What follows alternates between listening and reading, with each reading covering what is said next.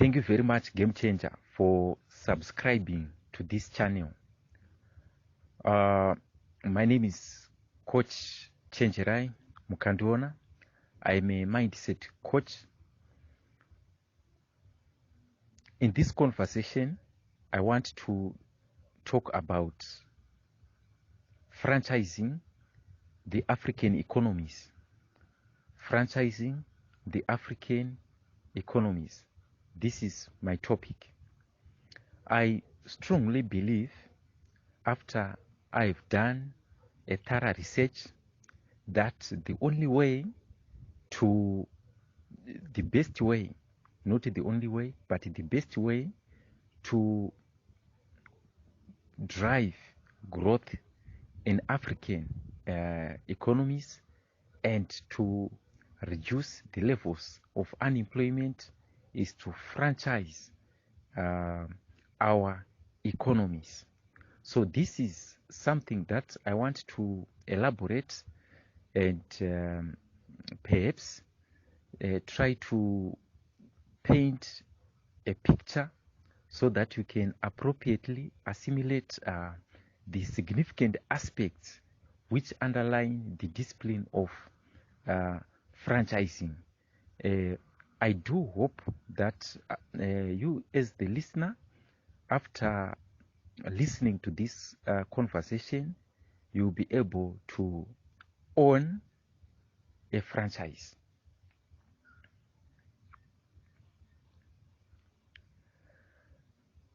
Some time ago, a group of biologists did a research. They wanted to investigate why humans die earlier than dolphins. You know, dolphins, these are big fish that are normally found in oceans, and sharks. So, on average, human beings, at most, they survive up to 100 years. But the dolphins, compared to these dolphins, they survive up to 200 to 250 years. So, out of curiosity, they wanted to investigate the causes. Their findings was that human body contains few capillaries in relation to body cells. In other words, the body cells are more than the capillaries. These capillaries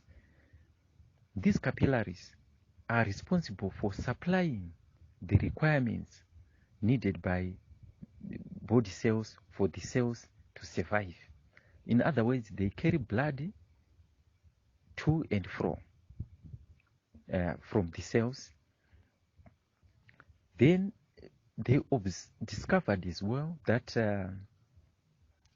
those big fish contains more capillaries in relation to body cells. In other words, the body cells are adequately supplied with their requirements. So basically, that was the findings. It turned out that what causes humans to die early is a failure of the body system. Because of the few capillaries, body cells in human beings are not adequately supplied with the requirements they need for them to survive and to function well. And perhaps as we grow older, this is why our capacities to fight diseases decreases. And perhaps this is why COVID is a danger to older people, because of lack of adequate supply. The white blood cells depletes, the red blood cells depletes, and the blood platelets, all those are blood cells, and other cells like skin cell, among other cells, are being affected by this lack of, by poor logistics due to inadequate supplies caused by fewer capillaries in our bodies. So the body system fails to sustain the growth of human beings, because what we call growth is just a replication of cells. Body cells duplicate themselves as we will be growing, and that's what we call growth. So this is it. So the aspect of a system failing can be applied even to our economies as well. Economic failure is largely a result of failure of a system. That is at macroeconomic level. Even at microeconomic level, a company, a corporate, if it fails, in most cases, it's a failure of business systems.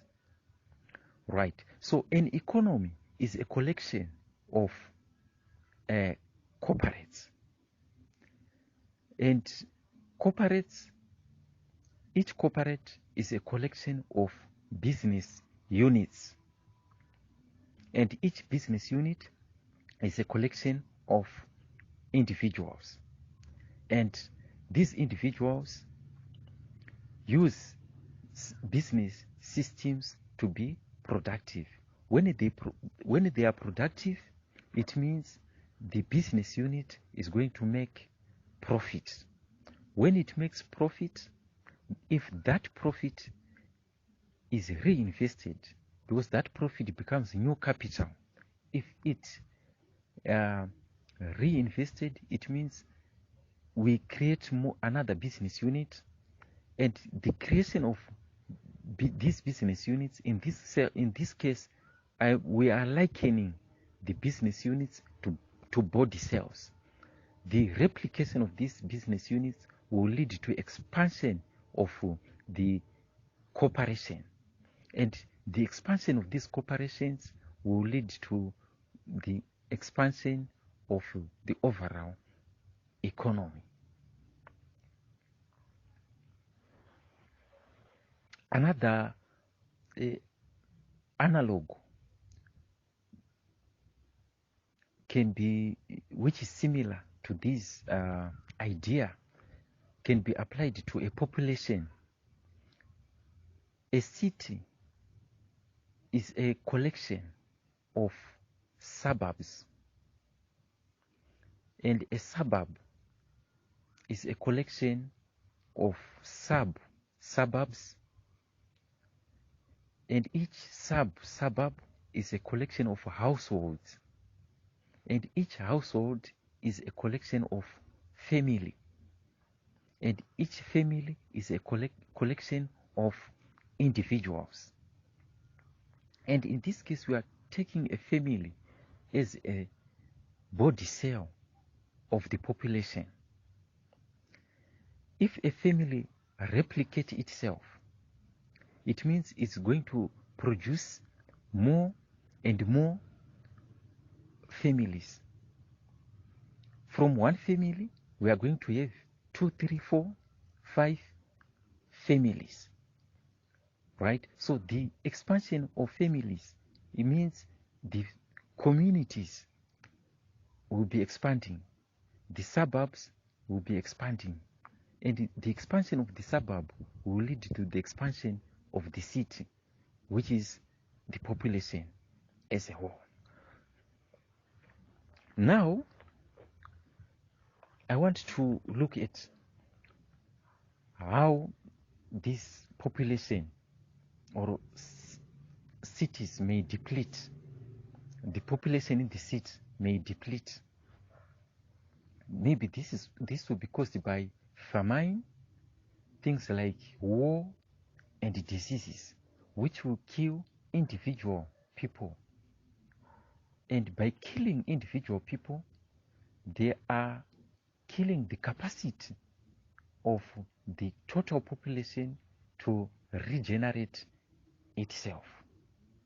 Just like the blood, the body cell, if the body cells are killed and fail to duplicate, it means the capacity of the body to grow or to regenerate itself will be affected. The same applies to our companies. If the companies are not productive for any other reason, it means they cannot make profit, and because they are not making profit, they end up shutting down. The shutting down, it means the corporate is affected. When the corporate is affected, it means the overall economy is affected.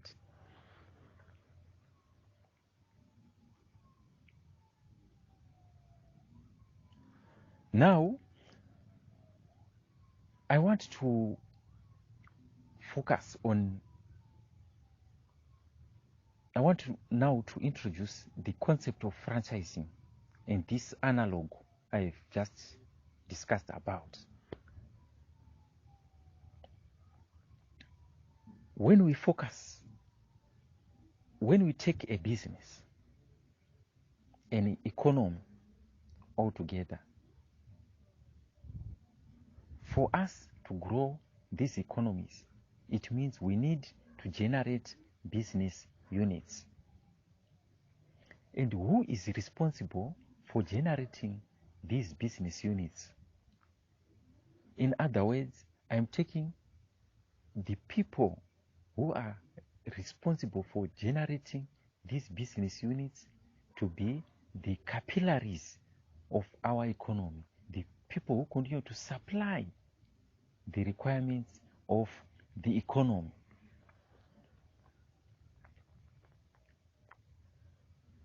And these people are called entrepreneurs. What is the role of entrepreneurs? The role of entrepreneurs is to develop business systems. But then we need a special group of entrepreneurs called franchise developers. People who concentrate on developing business systems only. People who develop business systems that can be duplicated, that can be replicated in different geographical areas.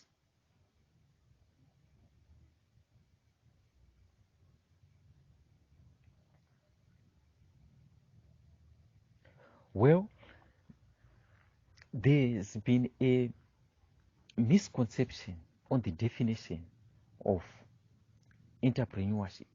And normally, like in most cases in Africa, when we talk of entrepreneurship, we are merely focusing on the role, on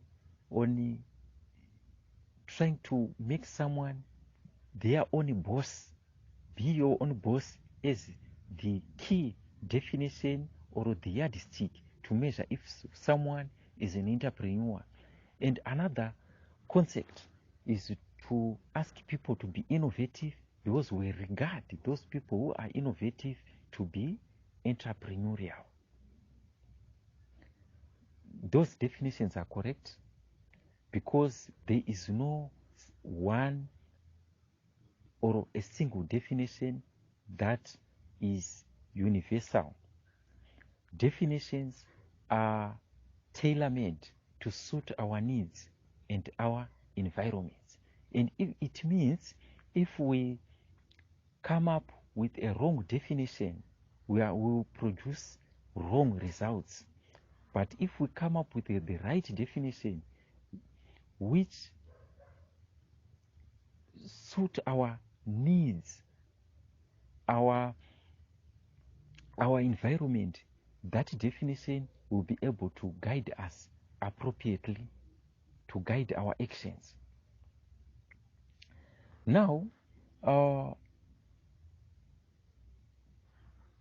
because we have been focusing more on encouraging young people in particular to start their own businesses.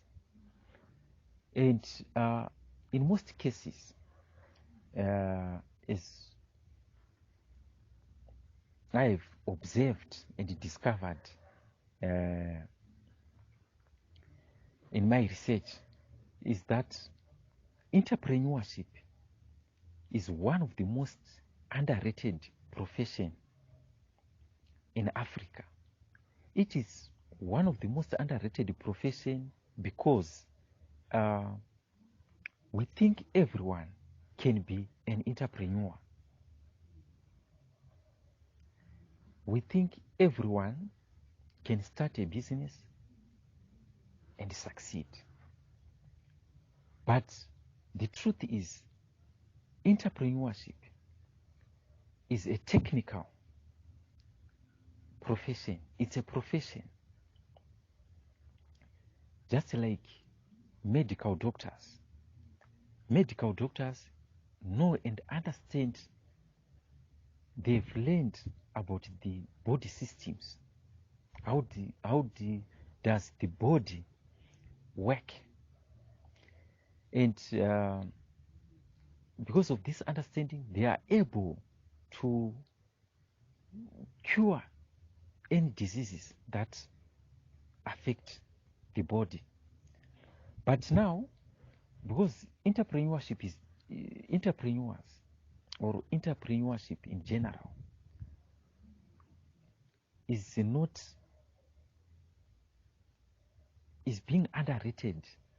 What happens in most cases is that we have people who are taking resources, being given capital to start businesses, and yet they do not have the technical know-how, the knowledge, the skills, the expertise, the corporate experience to build business systems.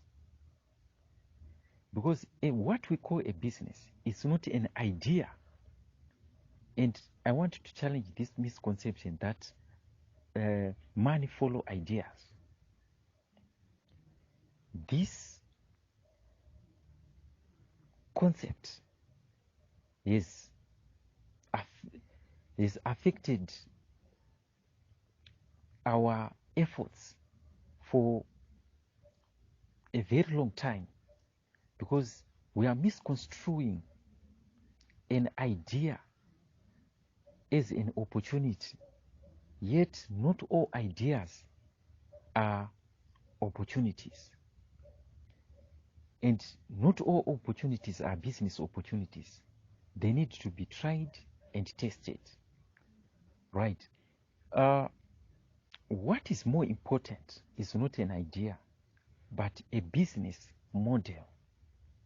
If we can have a workable business model which is profitable and build systems around it, then we can say we now have a business. So my emphasis for us to grow our economies is not necessarily on come up with innovative ideas, thinking outside the box, but we need common ideas and very good business systems around these common ideas for us to succeed.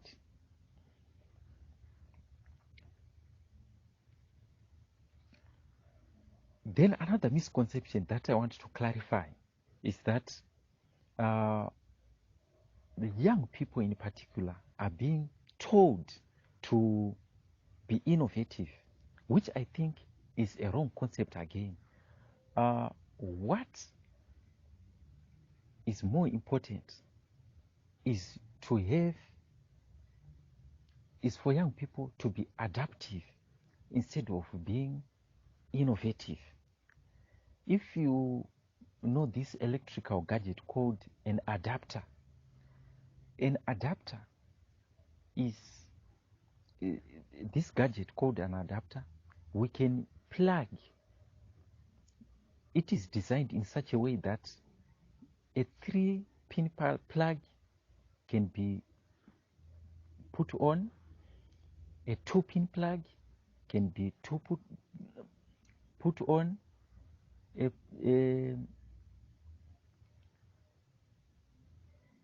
3-pin plug with round sockets can fit on as well, right? So it's like it's a gadget which is adaptive to different situations, and that gadget is very helpful, right? Since we buy different things with the different designs, right? And somehow it's very difficult to buy an adapter, one adapter, very small adapter which suit each and every electrical device in our homes. So the designers, they just design an adapter which can fit all those shapes.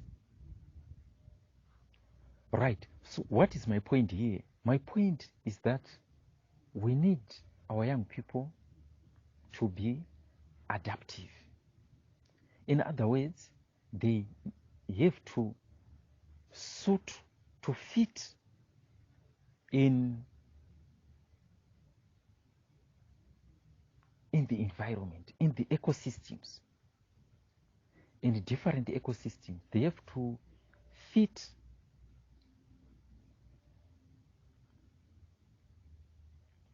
in the environment or the ecosystems or the requirements and the demands of the moment. So if our education system is failing to make these young people adaptive, there is a need to have a relook on it, because a good education must be able to make us adaptive to the environment. Adaptivity is a skill. It means you don't have to be rigid or to be sticky or to be emotionally attached to a particular idea, to a particular way of doing things, but you have to read the situation, what is required, and fit into the requirements. Right. So the big point I'm trying to drive here is that franchising our economies is about creating business systems and surround these business systems with business ecosystems. And then we take these unemployed people and plug them into these business systems and ecosystems. In other words, they have to fit into these business systems and ecosystems.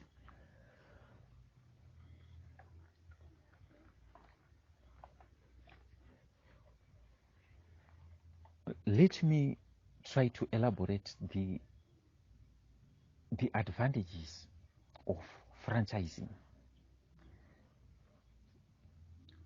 We are losing much capital, and capital is a scarce resource. We cannot afford to lose capital. Why are we losing this capital? It is because we are giving people to do untried and untested concepts. We are giving people to do trial and error with this much needed capital. And consequently, we end up losing this scarce resource. Yet the right thing is we need to be strategic and come up with templates of tried and tested business concepts. Tried and tested business systems.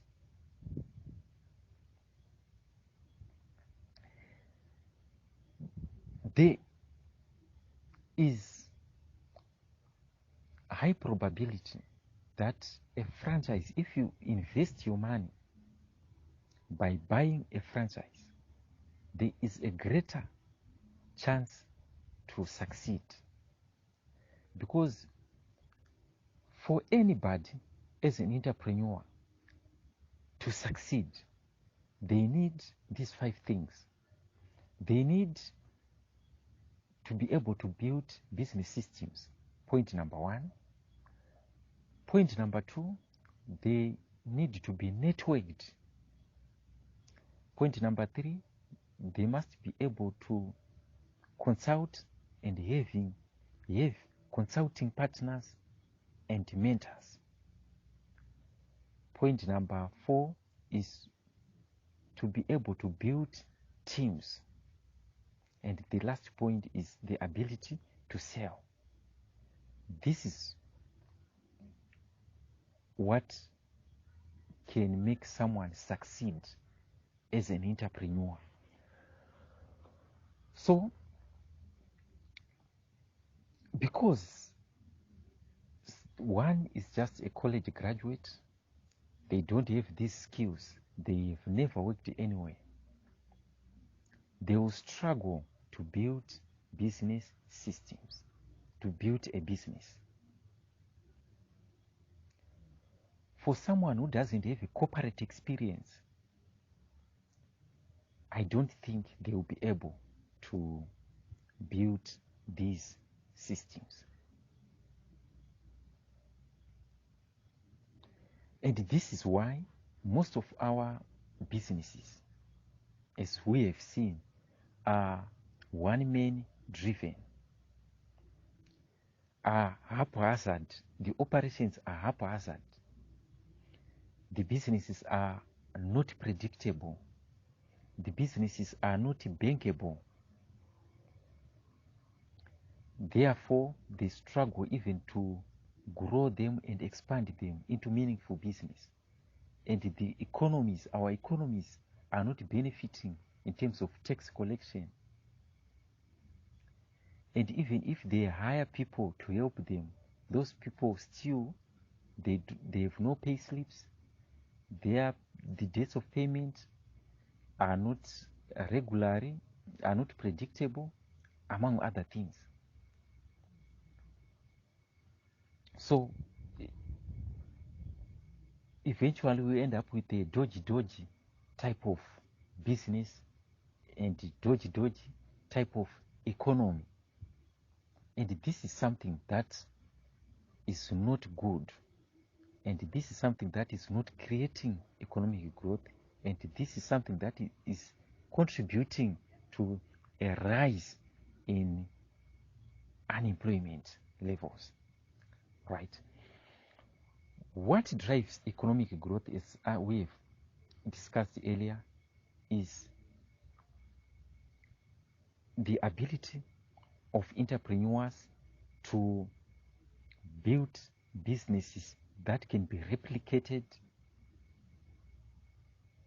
in different geographical areas. In other words, taking a leaf from Michael Gerber, he might think that an entrepreneur's job is to work on the business, not in the business. I like this distinction. An entrepreneur must work on the business, not in the business. If someone is working inside in the business, they are self-employed.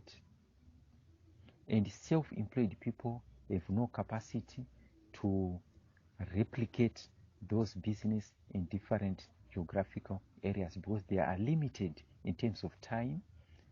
They are the managers, they are the technicians, and they want to do all sorts of things. When they are not available, the business will not generate income. But now, when we talk of entrepreneurs, it's the other way around.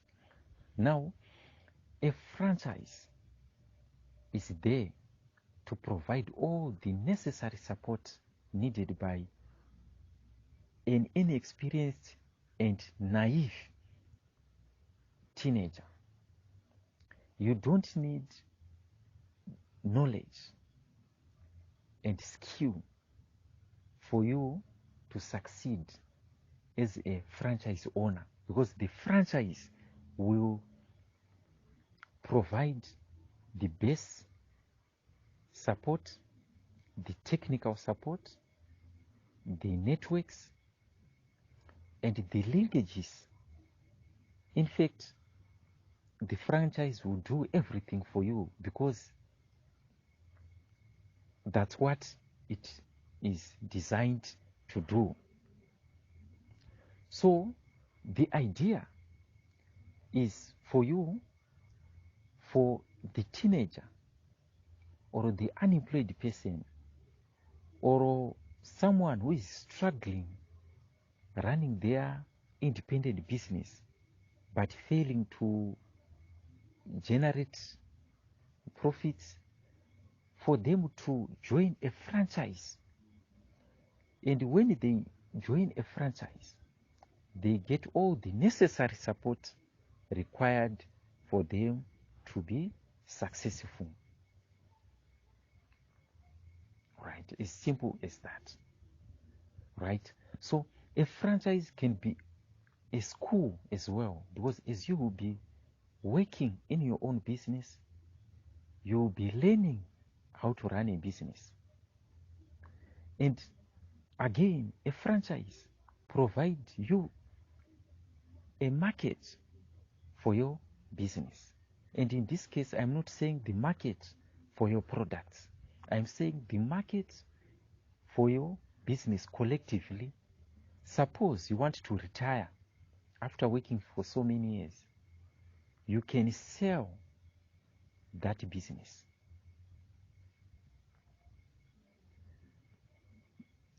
Many of us make this mistake that we just work in our businesses without thinking about the pension or the end.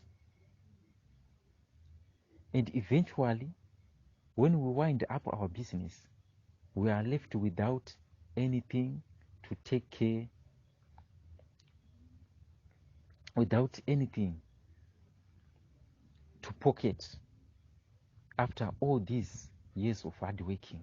Because the purpose of a business is not just to create a business, but is to create a sellable business. A business that you can pass on to another person as an asset, just like what we do to cars and houses. You can transfer a house to another person and pocket your money. The same thing should apply to this business unit that we have created. Now, franchising Our African economies is important in this way. If we can have a critical mass of franchises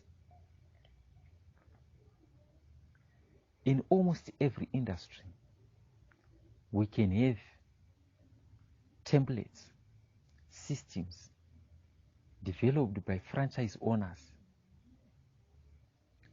And if we can educate people with successful business on how to franchise their business, because we want to role model those businesses because they are successful. If something is successful, it means it's working. And the secret of success is to do the right thing. And the best thing to do at the moment is to follow the businesses, the model of the businesses that are working, and replicate the systems. And inviting global franchises, international franchises to come with their systems into our economies. So if we can have a mass of franchises in our economies, the task will be for parents to buy franchises for their kids. And in this case, I would encourage families, each and every family, to have a franchise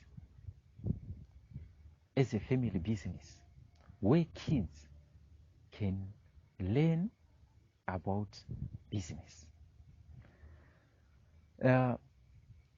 Some families have got 2, 3, 4 cars. It means they have capacity to raise capital. Selling 1 or 2, 3 cars and buy a franchise, which is a business. A business that can employ other people, including their kids.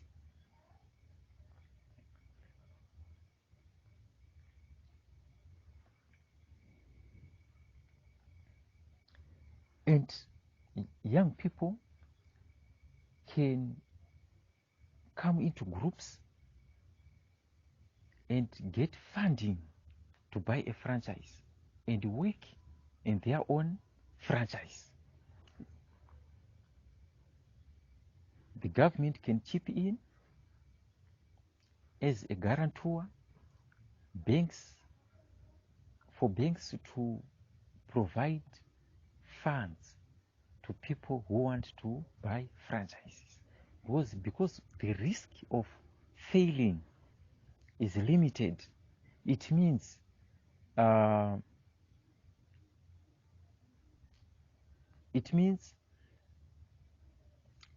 banks are willing and able to provide the funds. Banks are not willing to give their money or other people's money to someone with an unbankable project, to someone with an untried and untested business systems. Hence, we end up seeing the government providing funds direct to affirmative and pressure groups in an effort to empower them. But altogether, this system fails because we are trying to empower handicapped people.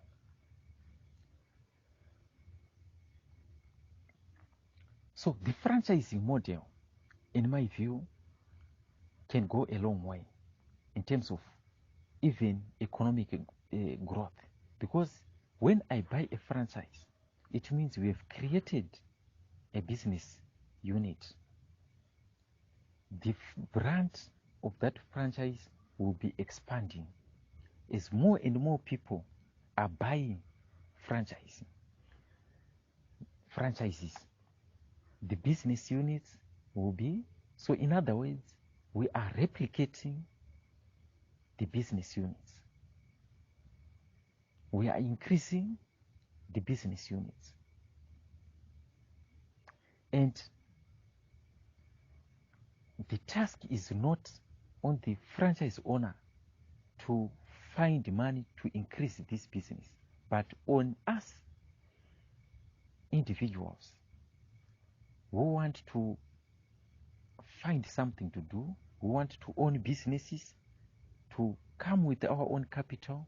We buy a part of the business, and if we have critical mass of people buying businesses, we can go a long way. Let me tell you why I think this is very possible. It's very possible because if you look the number of cars, the congestion in our roads, it means if people can afford to buy cars, it means people have got the capital. If those cars maybe are to be transformed from transfer, that capital tied up in those cars is transferred into companies, we can have a critical mass of business units that are producing, that are creating value, and this will drive our economies forward. But I don't blame people for buying cars. It's a way of minimizing risk. You are investing your money and you are trying to, whenever you want to get your money back, it's easier to sell a car, right? Because if you try to invest on things that you have no knowledge about, starting a business, chances are you get losses and eventually you lose your capital. This is the feedback I got from many people who choose to buy cars instead of starting a business, right? Because they consider the risk of doing things which they don't really understand or know about. And I think it's a wise decision. But now we need to come up with solutions. What is the best way to grow our economies, to do things better? And I submit that we need to seriously look and consider the aspect of franchising our economies for us to put our economies in a better position. Business is about systems. Capital is the last thing that anybody needs. Systems are everything that we need. A company pays tax because the systems are designed in such a way that it has to pay tax.